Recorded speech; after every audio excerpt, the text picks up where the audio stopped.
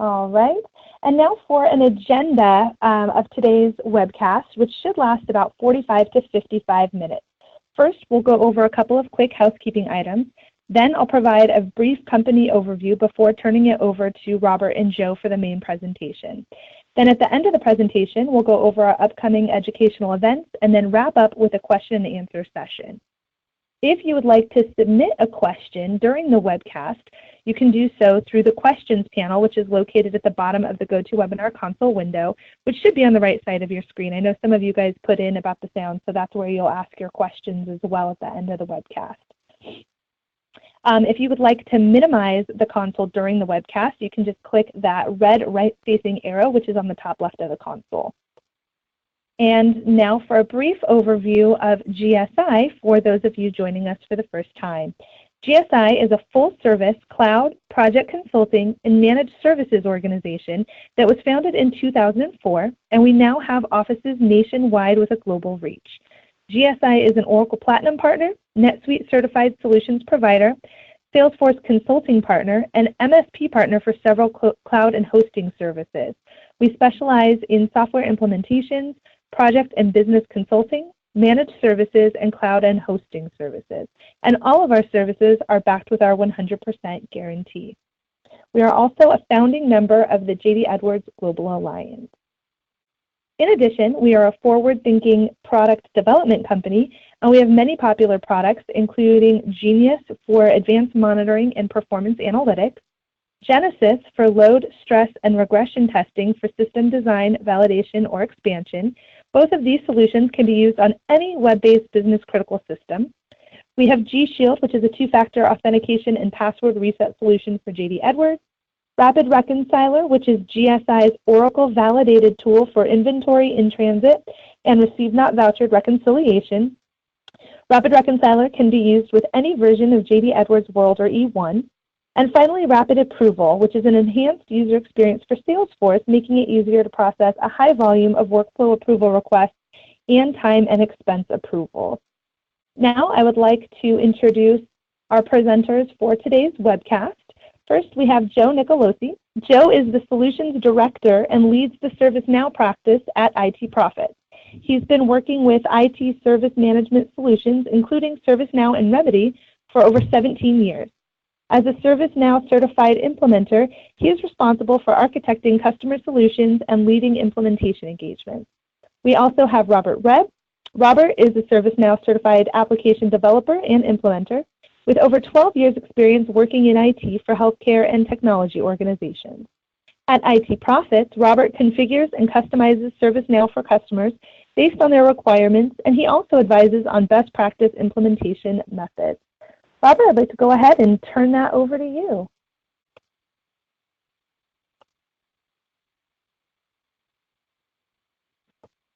Are you there, Robert? I can't hear you. Yeah, he's still muted. All right.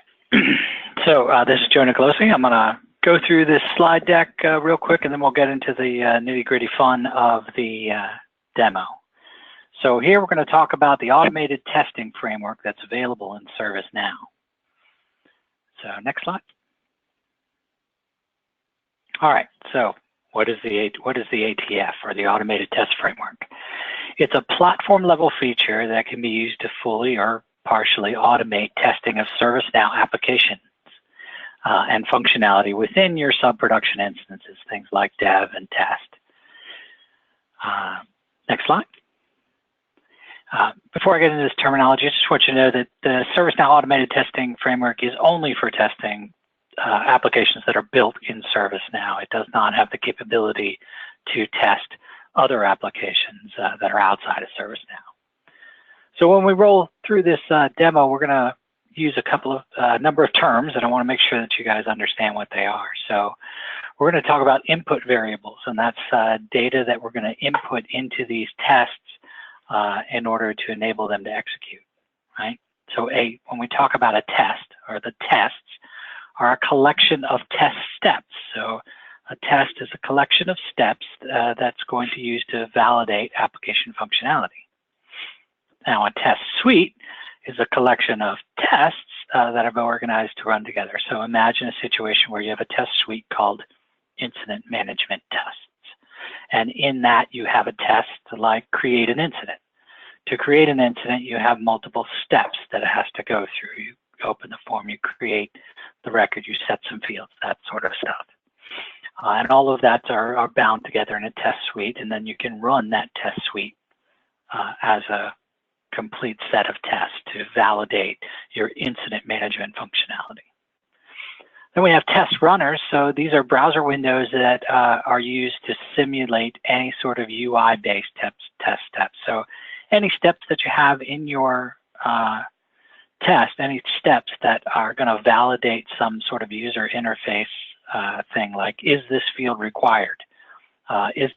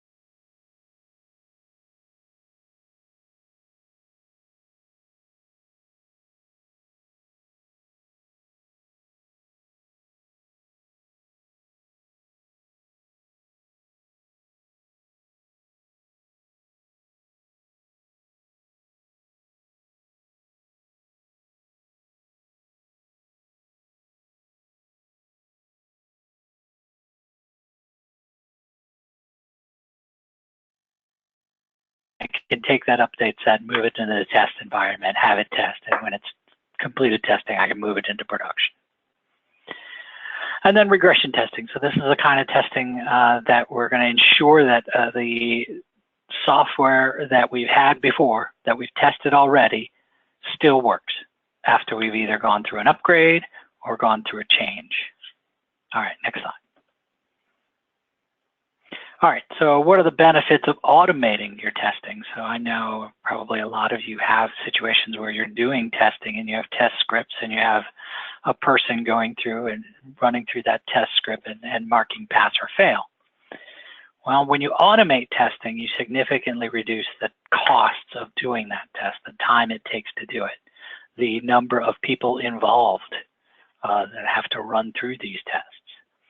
You avoid user error. I'm sure if any of you have done a lot of regression testing or overseen it, you've had a situation where a test comes back as a fail, but it was actually a pass because they did it wrong. The tests run very, are easy to run. You get instant feedback. You're not waiting for testers to complete test scripts. You're getting the instant feedback right there on your screen. And it gives you a great deal of peace of mind where you can just run your test and make sure that everything works post-upgrade. All right, next slide. All right, so the benefits of using ATF in ServiceNow. So ATF allows you to build templates for tests. So you can template out certain things in your tests so you can create new tests a whole lot quicker. Test results are stored in the platform. So you have access to those test results. You can do trending, say, oh, well, my create an incident took 3 seconds last month, but now it's running at 12 seconds. What's the performance hit there? You can be guaranteed that the tests are going to work post-upgrade. So ServiceNow has agreed that they're not going to have upgrade issues with the ATF, so you can rest assured that your tests are going to work. It allows you to perform an upgrade. ServiceNow has a pretty good upgrade cadence. So this allows you to keep up on the latest version much more fluidly. The great benefit is it's part of the platform. There's no additional charge for it. If you have ServiceNow, you can begin using ATF. So when to use it? When you need to test an application or functionality that have been built on your ServiceNow platform, after you've done a change, let's say you're an Agile shop and you've done a sprint, you want to make sure that that sprint hasn't broken anything, or you can build in the sprint's changes into that test and test them that way. And then, of course, whenever upgrading to a new family or patch level of ServiceNow, a lot of customers fall behind on their upgrades because of testing. They don't have adequate test scripts built. So they don't have the resources to run through those test scripts. Automated testing takes that all away. All right, so some features of automating test framework. We've got some basic form operations. We can open up a new form. We can validate field states. Is it mandatory? Is it visible? Is it read-only? That sort of thing. We can set values into fields, put a certain category in there, and does that trigger something else that we may have developed. We can click a button on the form, so click the save button, what happens then? And then, of course, we can just submit the record as well. And when you submit the record, you can test whether or not it passed or failed. Did it submit or did it catch an error? So that's a good way to test to see if a certain error message is going to pop up. Hey, you didn't fill out the risk assessment on this change. You can test that with that as well. And then it has server-side testing features that you can use to test assignment rules, outputs of workflow, or any business rules that you have in the system. Then you have service catalog testing, which is really great. You can have the test open up a particular catalog item, validate that the questions are all there, everything's working fine. You can fill out those questions, verify the data is correct, and submit the catalog item. You can imagine a situation where you've got your service catalog built out and you've got a test for all of your service catalog items already built. So upgrade happens, my application access request catalog item, test it, works, great. And then you can also do RESTful API testing. So if you have, let's say, a event management tool that is submitting incidents for you, you can test that REST integration is still working post-upgrade. All right, so how do you manage these tests? So you should create them for any new functionality to reduce testing costs throughout the life cycle, right? The test should be updated whenever the functionality or platform capabilities are updated, just to keep up. And then what you want to do is you want to, just like any other development that you do in ServiceNow, you do it in dev, you move it to test, and then you move it to production. But you do not want to run the tests in production. So you keep them in your production environment. That enables you to later, when you want to, ServiceNow has the ability to clone down. So you're typically cloning down from production down to dev and test. That way your tests get carried with it and stay with your instances throughout your development cycles. But you don't want to run them in production because they're creating real incidents that are going to send off notifications, and then it's going to come back and delete that incident, and people will have notifications that don't matter. All right. So here in the demo, I'm going to turn it over to Robert here in a second. He's going to navigate through the ATF application, go through all the different modules, explain to you what they are. We're going to run an out-of-the-box test suite.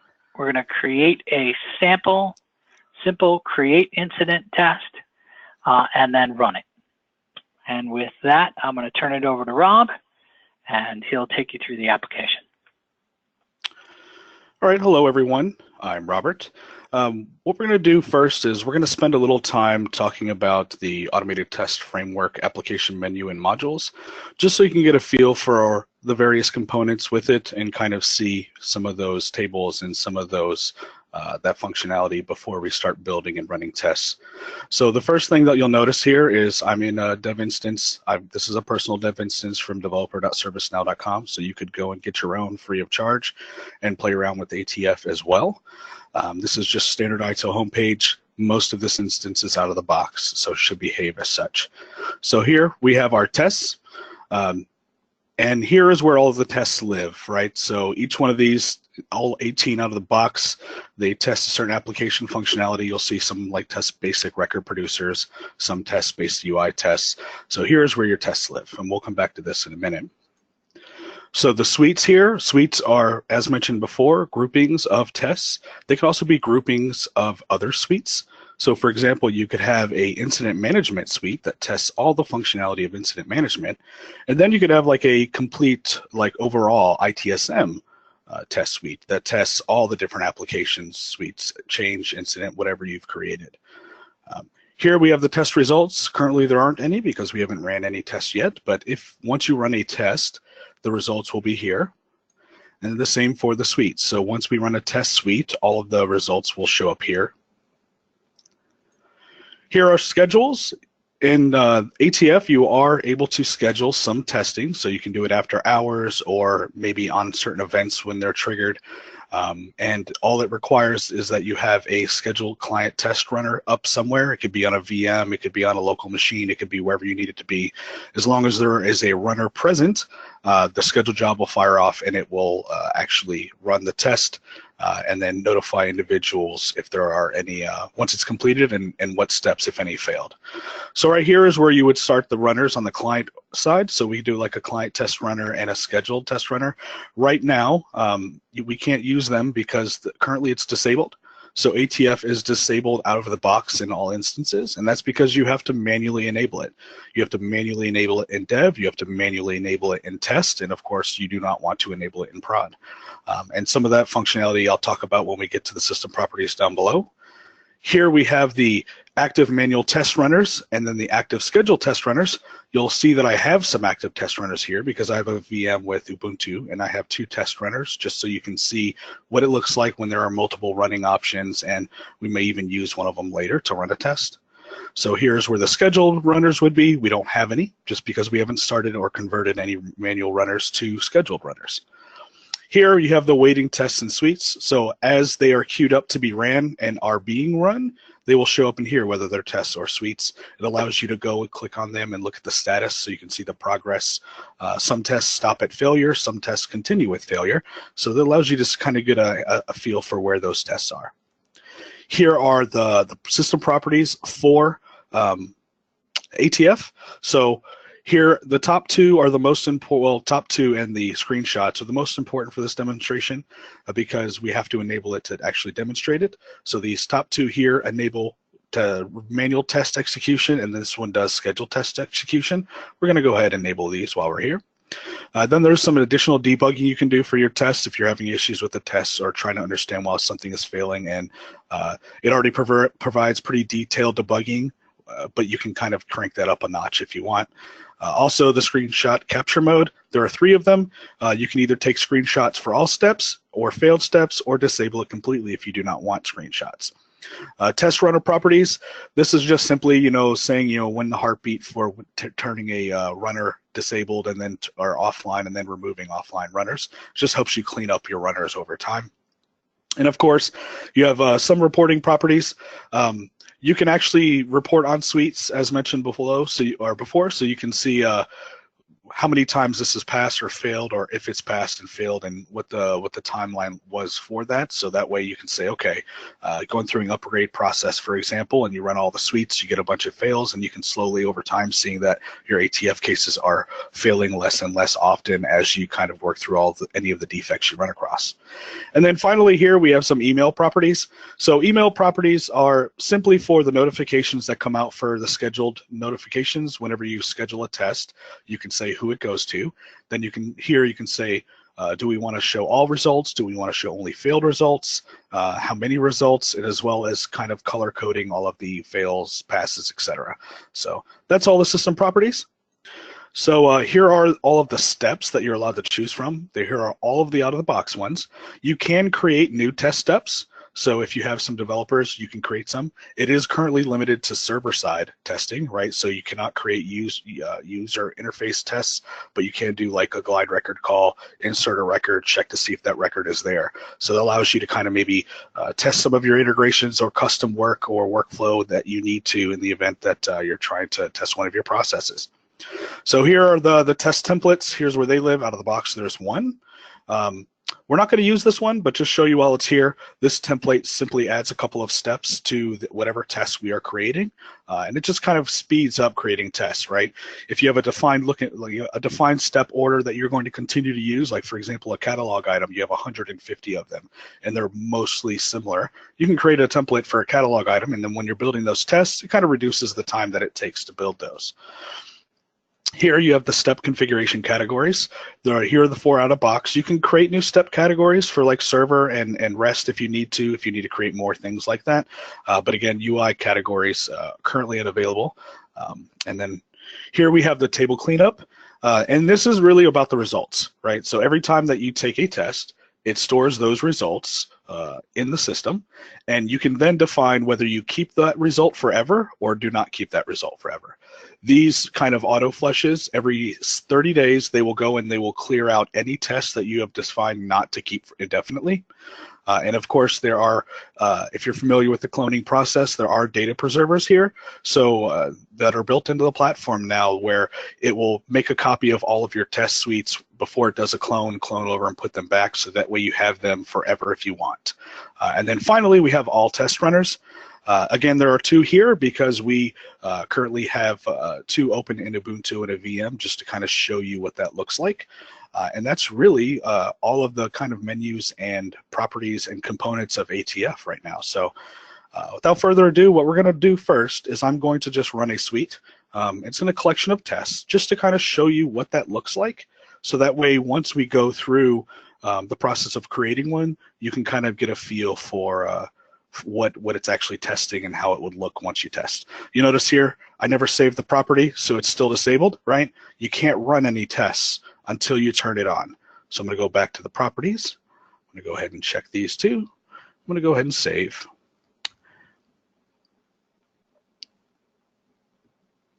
So now that we have it turned on, I'm going to go back to suites. I'm going to go to the mixed test suite. And I'm going to go ahead and run test suite. New shiny blue buttons in Kingston. And you can see I can choose one of my Ubuntu runners if I wanted to, right? Those are open in a VM at the bottom, you can see. But I'm going to actually start a new runner just so you can see how easy it is to create a runner if there isn't one. All I have to do is click Run Test. It opens a new tab. It's important to know that most browsers do processing throttling, so if it's not the active tab, it will reduce the processing power of that tab that they can use, which will slow down your tests. So that's the benefit of having a VM or another computer you can run tests on. But here you can see it's running through all of the UI tests, right? We have the user form down below. It's filling out fields. It's validating things. You can see that it's currently executing as ATF tester. Now it's impersonated system administrator. Kind of gives you an idea of what's going on. It's pretty quick. We're going to go ahead and click on runner preferences while we're here. Here's how we can easily change any runner over to a scheduled test runner if we wanted to, and we can actually change the actual screenshot mode on the fly. We're not going to do that because we don't need to, but that's where it is if you need it. So it's now executing the other part of the UI tests. You'll note that there are server and UI tests, so it was likely completing server-side stuff and then got to another UI test. And here it goes. It continues to execute the tests.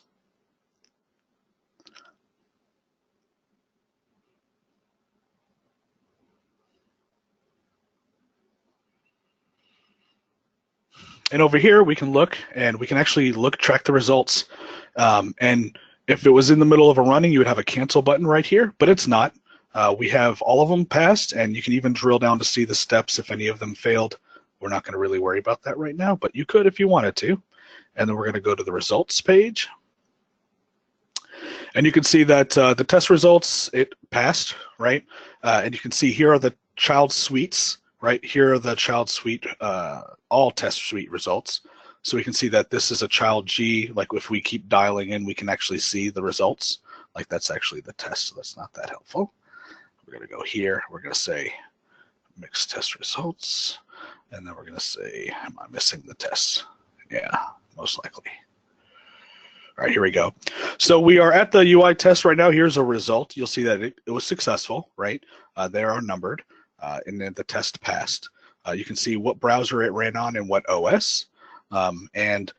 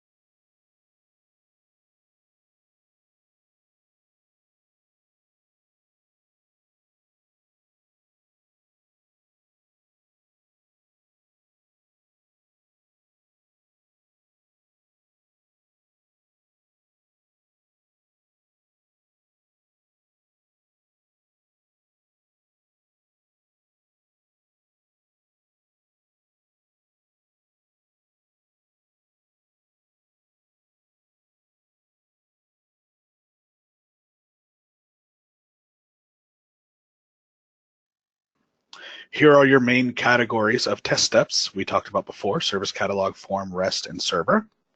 Right now, we're actually going to do server because the first step in any good test is impersonating a user.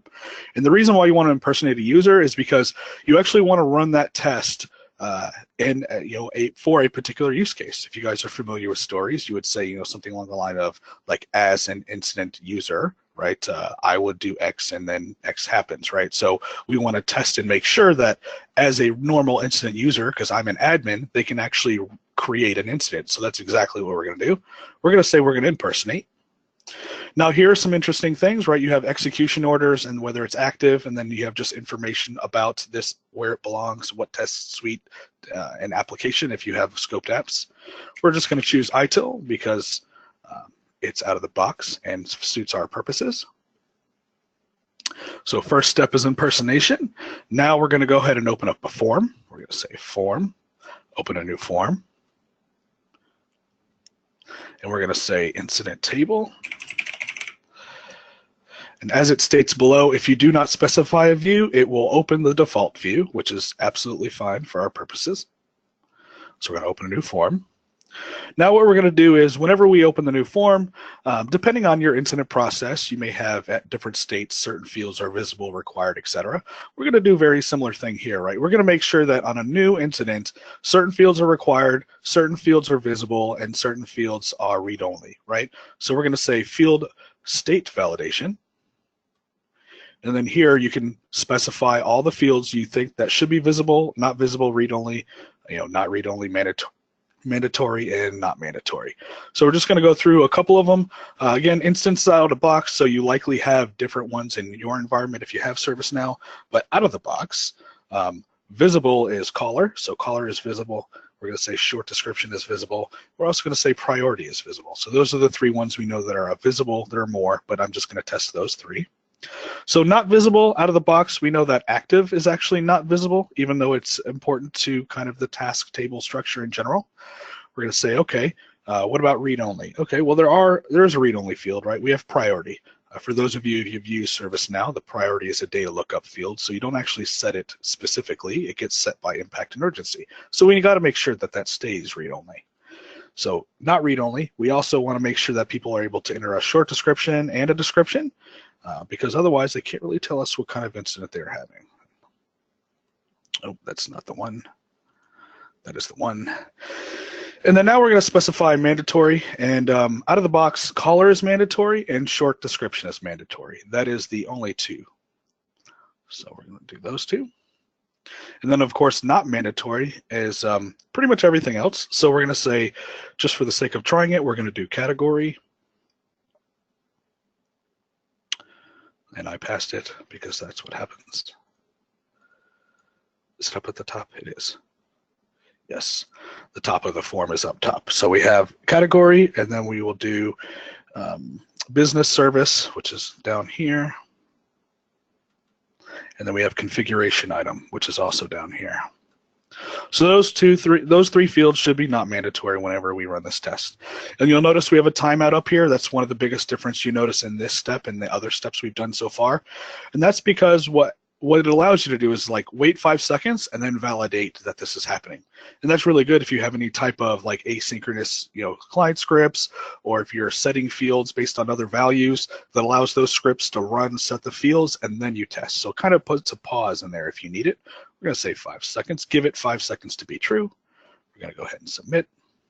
Now we have some field state validation. Next, we're going to do a bit of set some fields. Well, actually, let's do a field value validation. So we know it's always going to be true, and likely in your instance, number is read-only. But the first thing we want to do is we're going to make sure that number is actually present and not empty. So we're going to say field values validation here, and we're going to say number is not empty, just because we want to make sure that all incidents are appropriately numbered when they're created. I'm going to say is not empty. And again, you have the timeout if you need it. And then now we're going to set some fields. So, and you can do these in other order, right? So you could have a client script that runs, then you set a field, for example, and you know that you have other maybe scripts or logic that sets other fields. And so you just step by step through your incident process and your incident configuration, and just validate that at every step it is working exactly the way that you want it to work. And that way, if there are any changes that break that behavior, you know it without users having to go and check every single option. That is the strength of ATF. So we're going to go ahead and set some field values here. We're going to go to Form, Set Values right here. And we're going to set a few field values. We're not going to do very many, but we do want to make it a useful incident. So we're going to go ahead and set the short description to, let's see here, mouse connected to MacBook Pro is not working. I know, blasphemous, you have a mouse connected to a MacBook Pro. And then we have set the caller to good old Able. So we're going to set Able Tutor as the caller. We're going to say, we're going to add a description here. So, and of course, you can add any field that is present on incident and make sure that those values are exactly what you want them to be. So the description is going to be when the user moves the mouse, nothing happens.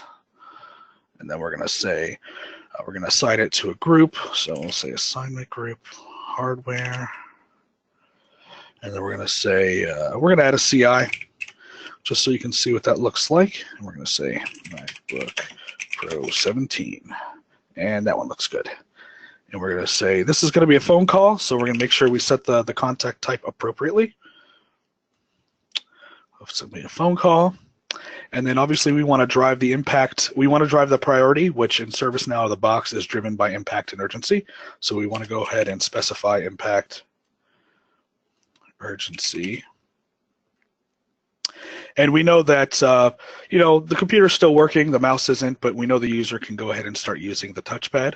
So while they might think it's a high priority issue, we're going to go ahead and set it to a low priority issue. And that's it for this.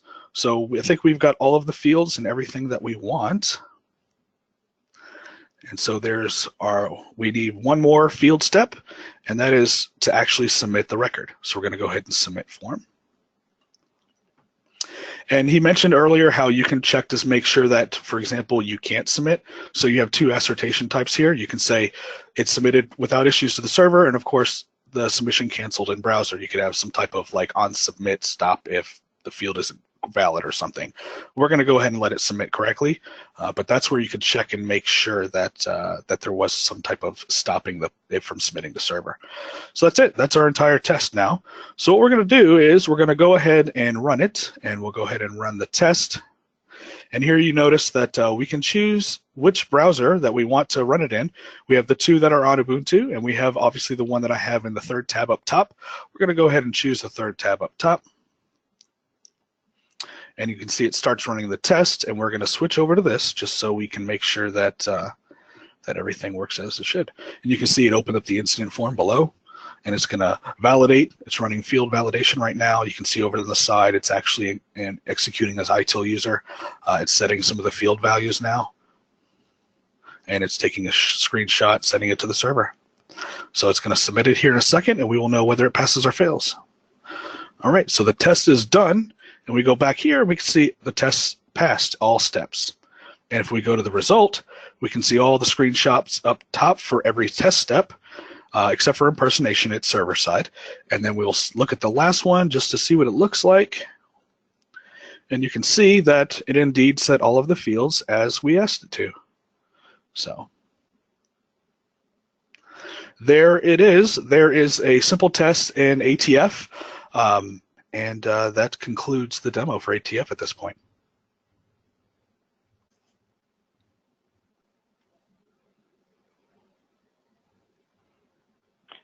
All right.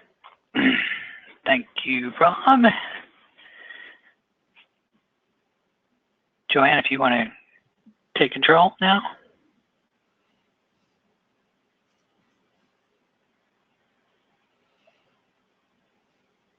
Can you guys hear me now? Yeah, we can hear you. Yes, we can. Okay, all right, got it. Thank you guys so much for that great presentation. And we are going to move to the Q&A session in just a minute. So if those of you who would like to submit questions, if you haven't already done so, now would be a great time, and we will get to that after we go over just a couple of things. All right, can you guys see my screen now? Yes. Fantastic. All right, so today's webcast was part of our ongoing educational webcast series. But before we get to that, I just wanted to briefly mention a partnership, a ServiceNow and ITSM assessment that GSI and IT Profits are doing for those of you who'd be interested. The goal of this engagement is to assist the customer in identifying areas where they can use ServiceNow to better adopt ITIL practices. Adopting these best practices will allow the customer to operate more efficiently and leverage their current investment. So basically, what we're offering is a 2-day engagement, approximately 16 hours, and we will provide a systems architect who will conduct the analysis, then provide feedback and recommended next steps.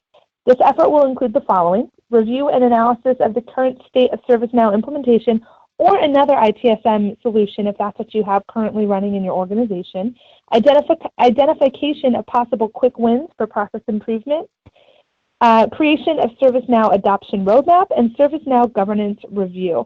For those of you who are interested, we're offering this engagement for $3,200, and you can reach out to me after the webcast if it's something you're interested in. My contact information will be on the Q&A slide, which I believe we will go ahead and move to in just a minute. Again, if you are interested in attending any of our upcoming webcasts, I have the schedule on the screen for you now, and you can register at getgsi.com/webcast.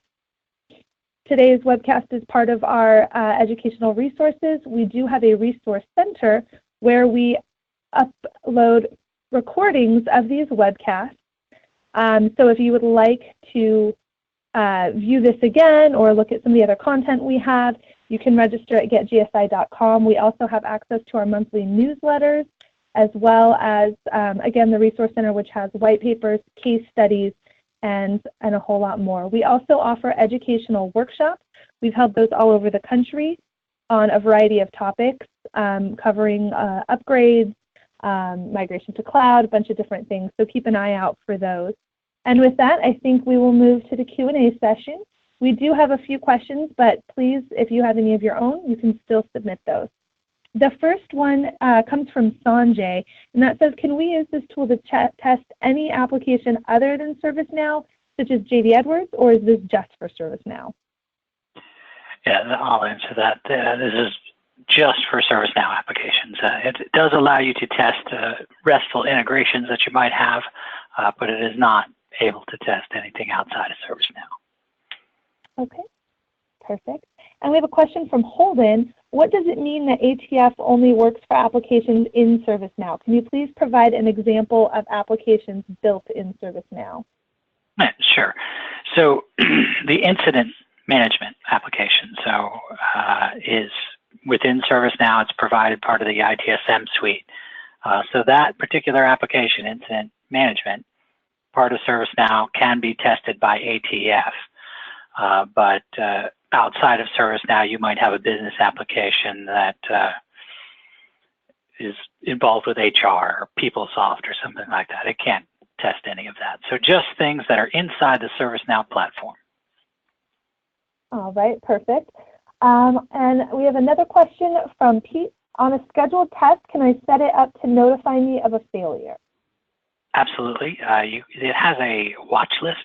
You can add any number of people to be notified on the completion of a scheduled test for failures or even success.